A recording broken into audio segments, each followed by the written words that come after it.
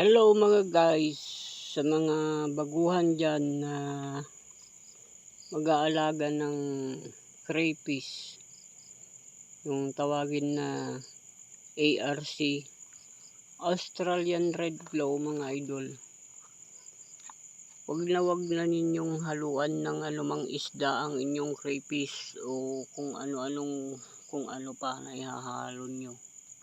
Yan, ganyan. Ayan yung Australian Red Claw mga idol. Oh, may buried na yan. Pagka ganun na nakayuko, ayun o. Yun o. Nakaano ng, yan nasa gitna na yan. Pag nakabaluktot yung puwit niyan, sigurado, buried yan. Mga idol. Yan, ganyan o. Yun o. Yun. Nasa gitna na yan. Kasi na-try ko na mga idol. Ang ano niyan, ang mga itlog pag napisa, ang liit. Halos kasing laki lang ng kuto mga idol. Parang bigas lang kalaki o mas maliit pa mga idol. Isa pa, pag nag-molt yun, hindi yun gumagalaw. Napakalambot nun pagka nag-molt. Parang gulaman, hindi siya gumagalaw. Paano kung makita siya ng isda? Kahit na ba maliit yung isda na ilalagay mo, yung anak nila ay napakaliit-liit din. Yan, ganyan lang yung taguan nila mga idol. Ayun pa iba. No. Yan.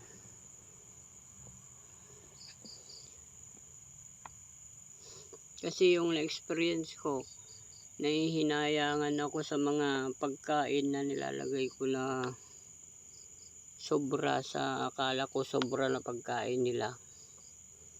Okay. Okay naman, may sobra nga naman. Kinakain ng mga isda. Pero pagka yung isda na nilagay mo ay lumaki, ay nako.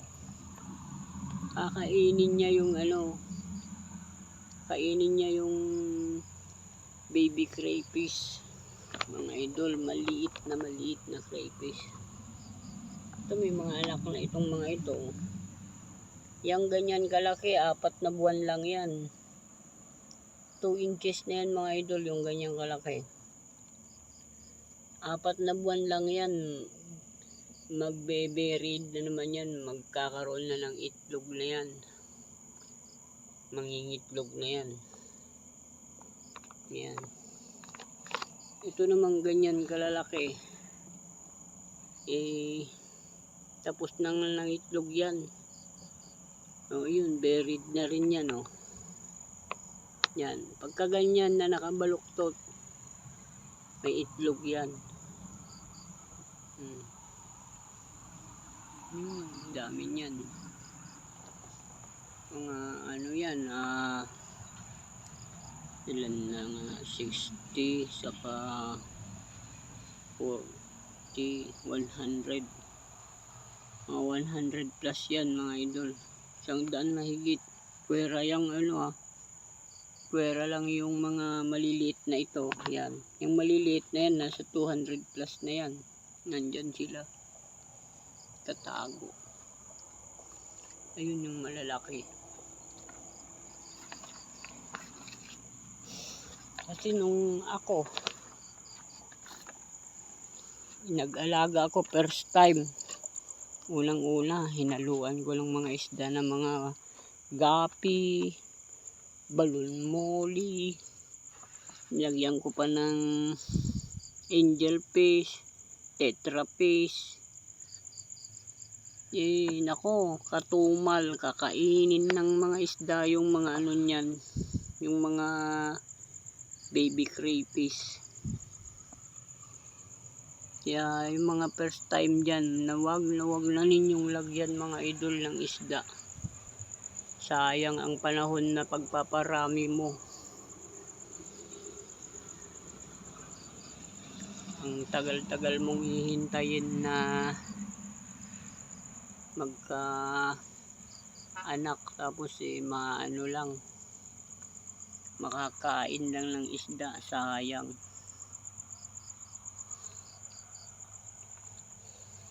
Yun, yung mga isda nandito nakabukod lang. Balon moli mga idol. Diyan. Mga balon moli yan. Nandiyan. Tsaka meron din ako diyan alaga yung ano, yung hipon na ano, hipon na tabang, yung kwan, hipon ilog. Diyan marami na rin diyan.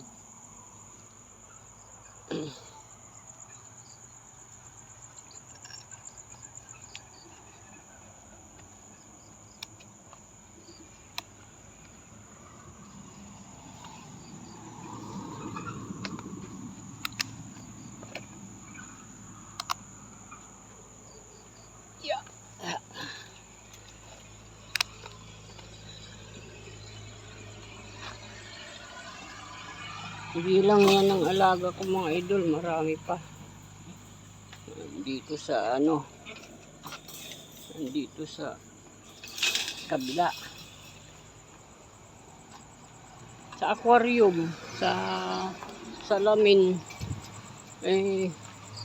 kailangan nakalagay sa lilim, yung hindi naarawan. Yung ginawa ka dun, may atip dun. May atip yun. Meron din ako mga clerke mga idol. Yung mga clerke, yung mga red, yung mga ganyan o yan. Yan o.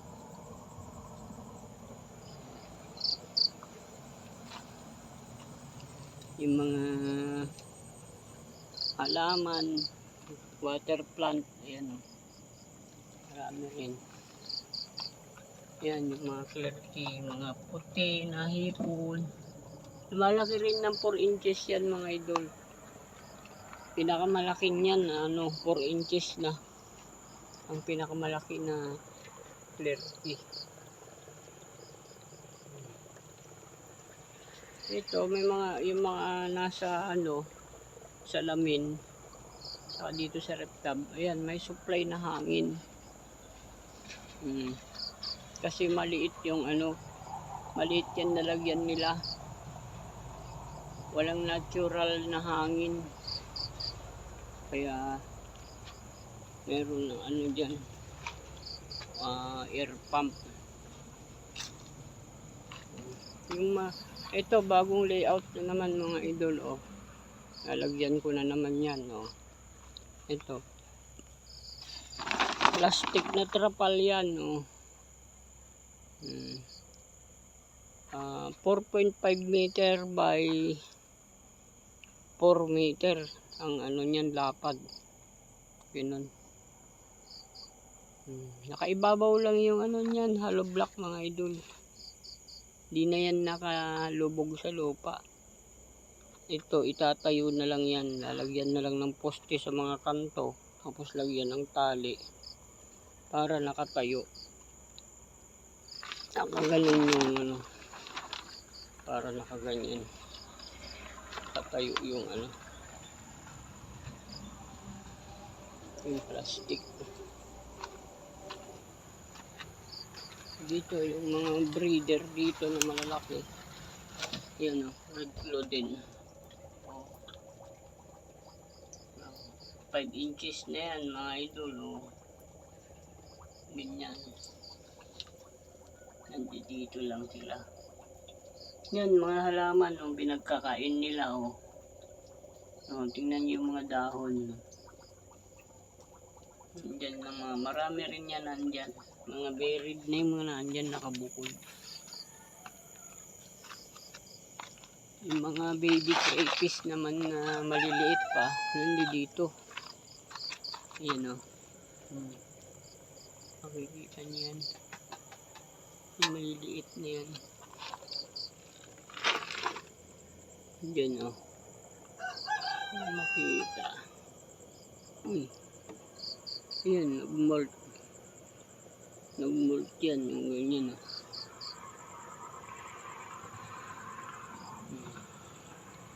Meron din akong mga maliliit na hipon, mga idol, yung red shrimp. Yan o. Yung pinakamaliliit na hipon. Ganyan na lang kalalaki. Yan o. Maliit na. Yan. Mga red shrimp yan. Oh. Mahal din naman yan. Ang bentahan yan 30, 40 ang isang piraso. Napakadali rin dumami. Mga Australian red glow yan. Hindi dyan.